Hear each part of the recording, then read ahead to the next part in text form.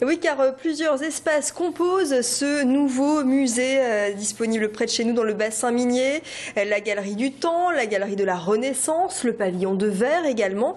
Et puis les coulisses en quelque sorte. Marion, il s'agit là de découvrir les secrets de ce Louvre-Lens. Et oui, les coulisses, c'est l'envers du décor. Ce sont les espaces habituellement inaccessibles au grand public dans un musée.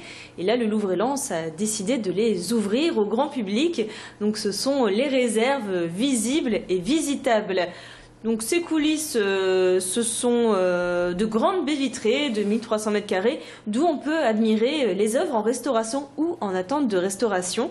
On pourra y voir des restaurateurs en action, des explications grâce à des médiateurs spécialisés ou encore des rencontres grâce à des professionnels. Donc ce fait d'ouvrir ces réserves, c'est un peu unique en France sous cette forme. Pour des questions de sécurité, les visites seront réservées à des groupes déjà inscrits. Alors pas de panique, pour ceux qui ne pourront pas visiter ces réserves, un espace de découverte est en accès libre. Elles sont tout simplement derrière ces grandes baies vitrées de verre à disposition du public avec une vue sur les réserves. Également à disposition des visiteurs des tablettes tactiles et des écrans tactiles, d'où on pourra voir ces œuvres en restauration, on pourra les prendre en main. Une visite virtuelle en quelque sorte. C'est donc une salle exceptionnelle où on allie l'art et la technologie. Merci beaucoup Marion pour cette explication. Et on va tout de suite donc pénétrer encore plus dans ces coulisses avec notre journaliste Adélaïde Bollard qui a rencontré Catherine Guilloux, la directrice des publics du Louvre.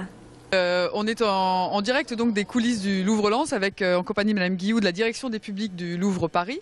Donc comme vous venez de le voir, les réserves sont visibles, mais aussi ici on trouve des objets, des choses tactiles, des choses interactives.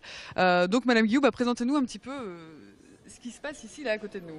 Eh bien, ici, vous avez un écran tactile, effectivement, sur la vitrine, qui permet à la fois de constater les objets en contrepoint de la réalité de visu dans la réserve, mais ces réserves sont visitables simplement sur rendez-vous. Donc, lorsqu'il n'est pas possible d'entrer dans les réserves directement, on a ce dispositif qui permet à la fois de comprendre les mobiliers. Si je clique ici, on a le détail de l'un de ces mobiliers, par exemple une étagère, puis un objet qui est mis en réserve dans cette étagère. Et si l'on clique à nouveau, on a des détails sur l'œuvre en question où l'on va avoir un ensemble d'indications sur les conditions de réserve. Par exemple, si je clique ici sur la partie plâtre, j'aurai non seulement une vision très détaillée en très belle image sur un détail, par exemple, de l'épaule de la statue, où l'on pourra comprendre également quelles sont les spécificités de conservation dans une réserve sur un objet en plâtre. Alors donc il y a cet écran tactile, mais il y a aussi des tablettes aussi interactives. Alors on va se diriger vers ces tablettes. Donc voilà, donc expliquez-nous un petit peu à quoi sert ce dispositif. Alors ici vous avez 3 grandes tables digitales qui illustrent en quelque sorte l'évolution, le parcours de la vie d'une œuvre depuis son entrée dans les collections et de sa provenance, que ça vienne d'une collection, d'un achat, du résultat d'une fouille. Ensuite, nous avons des explications et des détails sur la restauration, les conditions de restauration et les spécificités de restauration selon les techniques.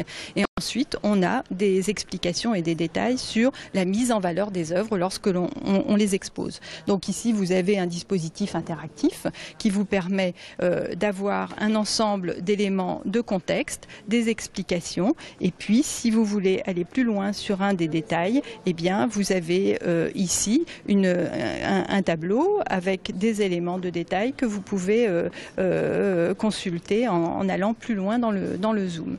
Et donc, toutes ces tables que vous voyez ici sont collectives, elles permettent véritablement l'interaction entre les publics, entre les visiteurs, et on chemine ainsi dans l'histoire des collections et dans leur vie propre.